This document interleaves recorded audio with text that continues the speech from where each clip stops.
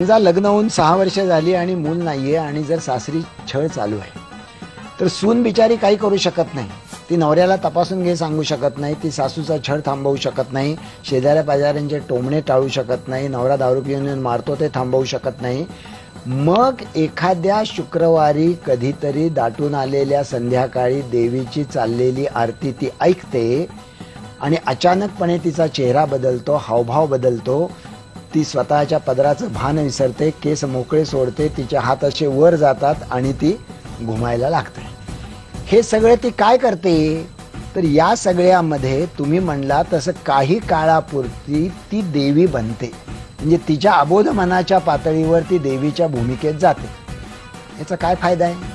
Number 1, त्या दिवशी शेजारी पाजारी येऊन तिला कौतुकाने प्रश्न विचारतात कारण तिच्या अंगात देवी आलेली असते. नंबर 2, सासू काय हवं नको त्याची चौकशी करते कारण तिच्या अंगात देवी आलेली असते. त्याहीपेक्षा महत्त्वाचं म्हणजे नवरा दारू पिऊन आला तरी रोजच्यासारखी तिला मारहाण करत नाही कारण डायरेक्ट देवीला मार लागायचा धोका असतो. म्हणजे ती स्वतःचं तुटू पाहणारं व्यक्तिमत्व एका अन्य भूमिकेत जाऊन काही काळ वाचवण्याचा प्रयत्न करते.